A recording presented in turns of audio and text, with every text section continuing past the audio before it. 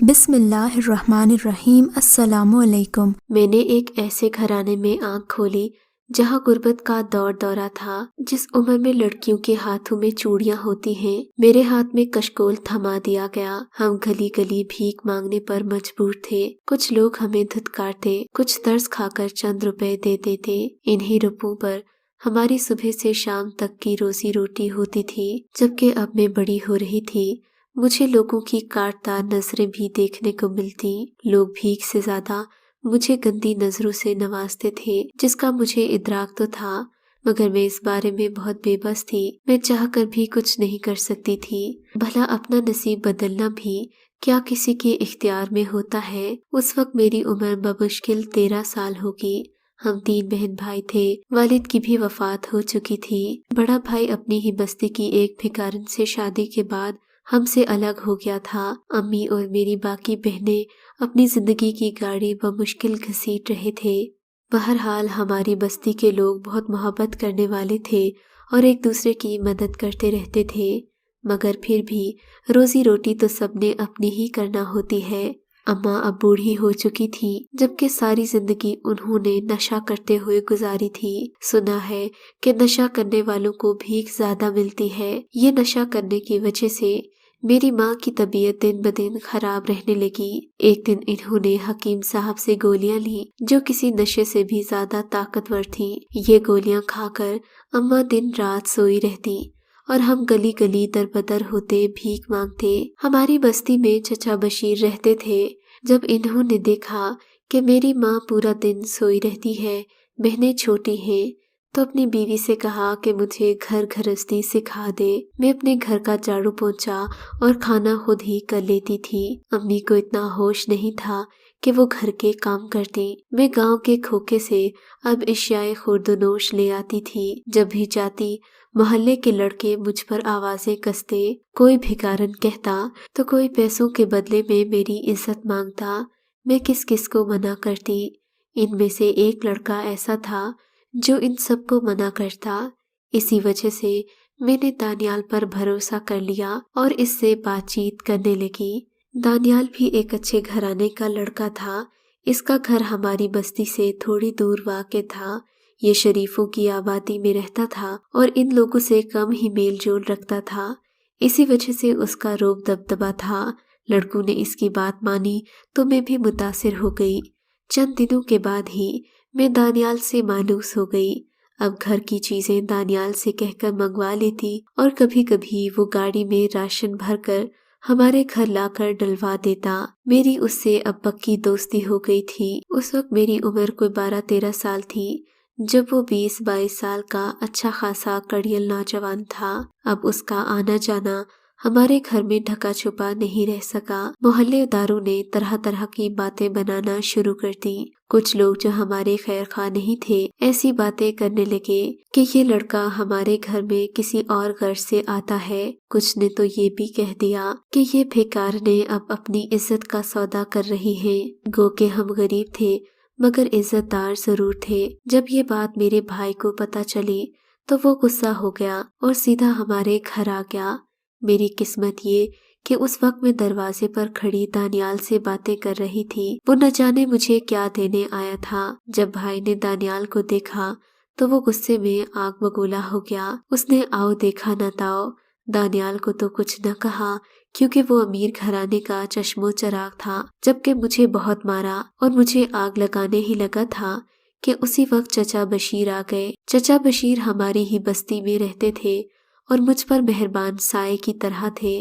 چچا نے میرے بھائی کو ملامت کی کہ تمہیں شرم نہیں آتی، تم اپنی بیوی کے غلام ہو گئے ہو، اور پیچھے مڑ کر اپنی بہن کا حال بھی نہیں پوچھا۔ تمہاری بہن کو بازار میں لڑکے چھیڑتے ہیں، انہی سے بچ کر اس نے دانیال کا سہارا لیا ہے، اس سے سودا سلف منگواتی ہے۔ اگر تم اس کی شادی کر دو تو یہ کم از کم اپنے گھر کی ہو کر رہے گی، اور اس طرح روز اس کے بارے میں محلے والے باتیں بھی نہیں کریں گے۔ چچا کے کہنے پر میرے بھائی نے میری شادی کی تیاریاں شروع کر دی، مگر اب ڈھنگ کا رشتہ کہاں سے ملتا؟ ایک تو کم عمر تھی اور پھر دوسرے مجھے بھیک مانگنا بھی اچھا نہیں لگتا تھا۔ ہمارے ہاں جو عورت اس پیشے سے انکار کر دے، اس سے شادی تو دور کی بات कोई बात करना भी पसंद नहीं करता। इन्हीं दिनों हमारे घर में एक हकीम साहब का आना जाना था। ये हकीम साहब अम्मा का इलाज किया करते थे, अक्सर दवाएं मुफ्त ही दे दिया करते थे।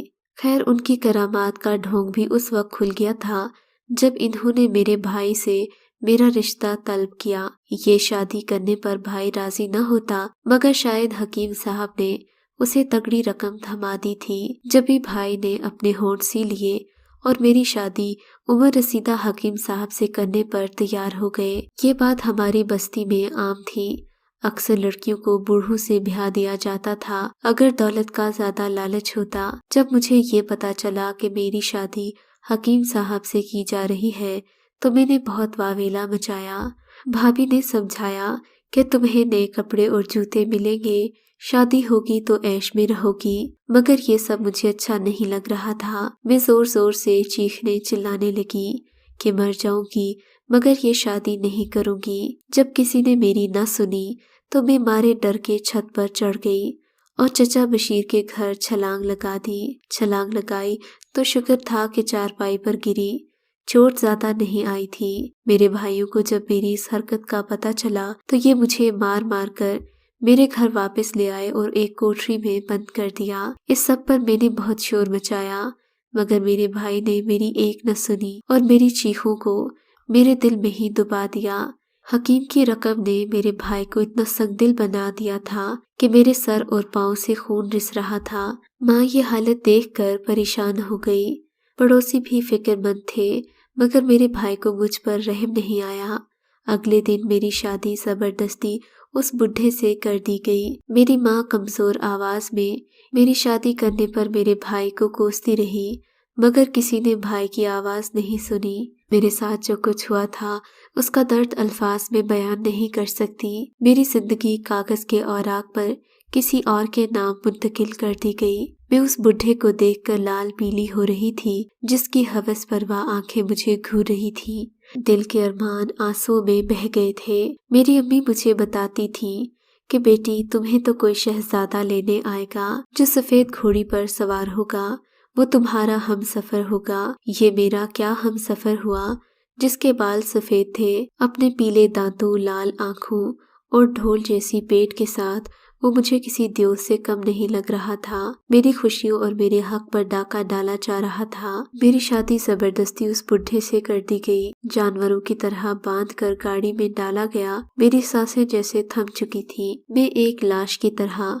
उस 60 साल के बुढ़े के साथ आ गई जिसे शर्म भी नहीं आई कि वो कितना बड़ा गुनाह कर रहा है। कहाँ एक 12 साल की बच्ची को दुल्हन बनाकर ले जा रहा है। मेरे भाई ने 3 बीघे जमीन के वास्ते मेरा सौदा कर दिया। हर रिश्ते ने मेरा तमाशा देखा।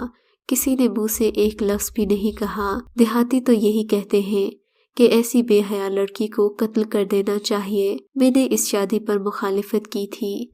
मेरे लिए ये बात भी बड़ी थी कि जिंदगी की अमान मिल गई थी। शादी की रात हर लड़की के सपनों की रात होती है मगर वो दिन मेरे लिए बहुत ही मायूस कुन था क्योंकि मेरे अरमानों पर औस पड़ चुकी थी। मिलाखिर जब मुझे कमरे में छोड़कर सब लोग बाहर चले गए तो मैं उठकर वहां से बाहर निकल आई। एक बड़ी बूढ़ी अभी कमरे के पास ही खड़ी थी, शायद किसी को कुछ समझा रही थी। मैं उनके पाँव में पड़ गई और बोली, खुदा के लिए मुझे इस शख्स से बचा ले, मैं यहाँ नहीं रहना चाहती। उस औरत ने मेरी तरफ कड़ी निगाहों से देखा और फिर मुझे अपने पीछे आने का इशारा किया। ये मेरी होने वाली सास थी, शायद मेरी कैफियत को समझ गई थी। इन्होंने मुझे अपने कमरे में बुलाकर प्यार किया और बोली, बेटी परेशानी की कोई बात नहीं, तुम यहाँ मेरे पास सो जाओ। जब तुम इस घर से मानूस हो जाओगी तो जिंदगी के बाकी मामलात भी देख लेना।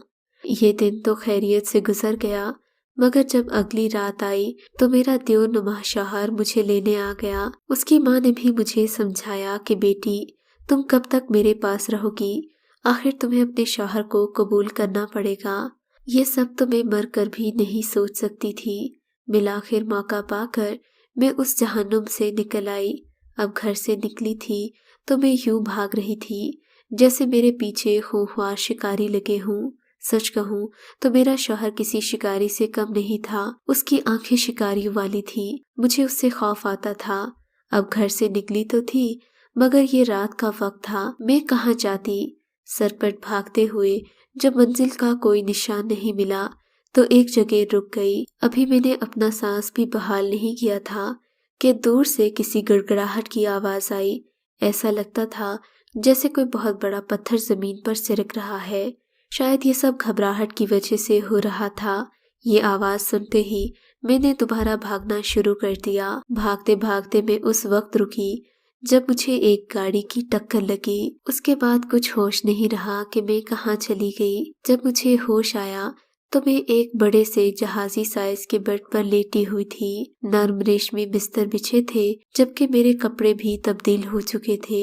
ऐसा लग रहा था कि मैं वाकई जहन्नुम से निकलकर किसी जन्नत में आ गई हूँ। यहाँ का माहौल ही अजीब था। सुर्ख रेशमी पर्दे जा बजा लटके हुए थे, जबकि मेरा लिबास भी बहुत उम्दा था। पूरा कमरा खुशबू से महक रहा था। मैं नहीं जानती थी थोड़ी देर ही गुजरी होगी कि एक ख्वाजा सरानुमा आदमी मेरे कमरे में आया। ताली बजाकर मुझे बाहर आने का इशारा किया। मैं किसी रोबोट की तरह चलती हुई उसके पीछे पीछे आ गई। वो एक कमरे में दाखिल हुआ। इस कमरे में एक बड़ा सा टीवी लगा हुआ था, जबकि बाकी सोफे और बेड वगैरह तरतीब से बिछाए गए थे। औरत ने मुझे अपने पास बुलाया और बोली, बेटा तुम कहाँ से आ रही थी? तुम्हें यहाँ डरने की जरूरत नहीं है। तुम हमारे हाथों में महफूज हो, जहाँ कहोगी पहुँचा देंगे। बड़ी बी की बात पर मैंने रोना शुरू कर दिया।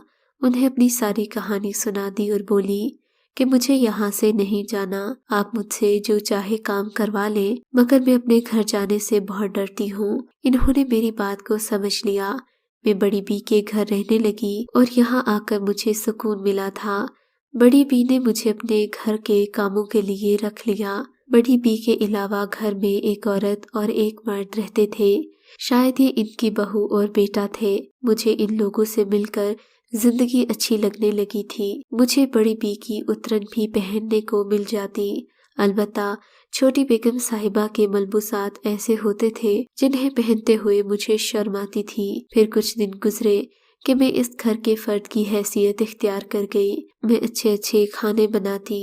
रहने के लिए मुझे सर्वेंट क्वार्टर भी मिल चुका था। एक दिन मैं अपने क्वार्टर में सफाई के बाद अपना दुपट्टा सर से बांधे बैठी थी कि उसी वक्त किसी की आहट का एहसास हुआ। मैंने जो देखा तो साहब मेरे कमरे के दरवाजे पर खड़े थे। मुझे उनका यहाँ आना अजीब लगा। मैं एकदम उठकर खड़ी हो गई, अपना दुपट्टा दुरुस्त किया और हिचकिचाते हुए पूछा, साहब जी आप?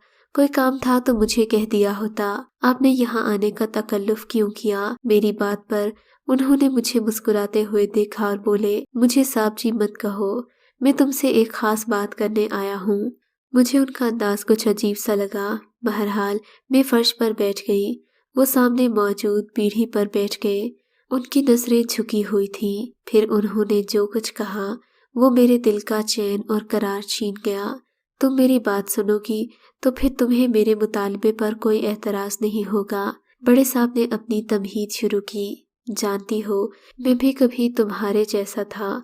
उस वक्त मेरी उम्र कोई 12 साल होगी जब अब्बा हमें इस दुनिया में तन्हा छोड़कर दूसरे जहां चले गए थे। ये औरत जिसे तुम देख रही हो, ये मेरी सगी माँ नहीं है, बल्कि मेरी फुफ्फी है। मगर इन्होंने मुझे एक माँ की तरह पाला था। इन्होंने मुझे जिंदगी की हर आसाइश दी, मुझे पढ़ाया लिखाया, मेरी आला तरबियत की। यहाँ तक कि मैंने फुफ्फो के किए गए तमाम एहसानात का बदला चुका दिया। मैंने इतना बड़ा घर बनाया और इस घर को शानदार कोठी में बदल दिया। माँ तो मुझे बचपन में ही छोड़कर चली गई थी। अब इस दुनिया में मैं अकेला रह गया था। बहरहाल मैंने मेहनत करके अपनी तकदीर को बदल दिया था। लेकिन जब मैं 25 साल का हुआ तो फुफ्फो ने मुझे अपने पास बुलाकर कहा कि वो मेरी शादी सानिया से करना चाहती हैं। सानिया उनकी इकलौती बेटी थी, मगर निहायत बिगड़ी हुई औलाद थी। फुफ्फो के एहसानात मुझ पर इतने ज्यादा थे कि मैं सानिया की शादी के लिए इनकार नहीं कर सका। यूं मेरी सानिया से शादी हो गई। मैंने दिल पर पत्थर रखकर सानिया को कबूल तो कर लिया, मगर शादी की पहली रात ही उसने मुझे बता दिया कि वो किसी और को पसंद करती थी जो उसे छोड़कर जा चुका है। वो सारी जिंदगी शायद उसका गम मनाती रहे, लिहाजा मैं उससे किसी किस्म का कोई ताल्लुक बनाने की कोशिश न करूं। सानिया पहले ही मेरे दिल से उतर चुकी थी। उसकी इस बात ने मेरे दिल में सानिया के खिलाफ नफरत भर दी। मैं कुछ न बोला, मैंने सब्र कर लिया, मगर फिर सानिया की हरकत दिन ब दिन बदलती गई। उसने रात को लेट आना शुरू कर दिया। नमाज रोज़े का उसे शुरू से कोई इल्म ही नहीं।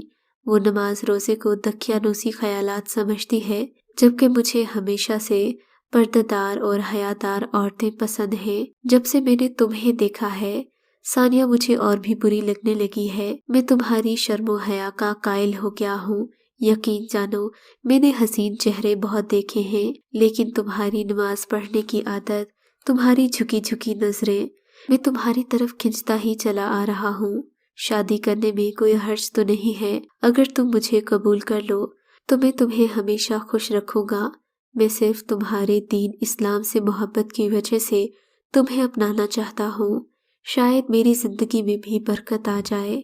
खुदा के लिए मेरी बात पर इनकार मत करना। साहब जी अपनी बात बताकर खामोश हुए तो मुझे कुछ सच और कुछ झूठ बोलना पड़ा। साहब जी, आप ये कैसी बातें करते हैं? मैं किसी की अमानत हूँ। मेरी शादी हो चुकी है और एक शादी पर दूसरी शादी नहीं होती। किसी मजबूरी की वजह से आर्जी तौर पर यहाँ रह रही हूँ, मगर आपसे शादी करने का मैं सोच भी नहीं सकती। मैंने बिना सोचे समझे ही एक ही सांस में साहब जी को सारी बात कह तो दी। मैं अपने मोहसिनों का घर उजाड़ना नहीं चाहती थी। हालांकि मेरे पास मेरी जिंदगी बदलने का मौका शानदार था, मगर मैं अपने ही मोहसिनों के घर में नकब क्यों लगाती? जिन लोगों ने मुझे पनाह दी थी उनको क्यों डसती? मगर सच कहूँ, माजिद हुसैन मुझे दिल से अच्छे लगते थे। उनके इजहारे मोहब्बत के बाद वो तो खामोश हो गए, मगर मैं एक रात भी चैन से नहीं सोई। उनका वो इजहारे मोहब्बत और मुझे सराहना आज भी याद आता है तो बेकरार हो जाती हूँ। हालांकि इस क्वार्टर में पड़े पड़े मैंने अपनी जिंदगी गुजार दी है। जवानी ढल गई है, अब शायद वो मेरी तरफ आंख उठाकर भी न देखते हूँ, मगर मैं आज भी उनके उन अल्फाज के सहर में गिरफ्तार हूँ जो उस रात उन्होंने इजहारे मोहब्बत के तौर पर कहे थे।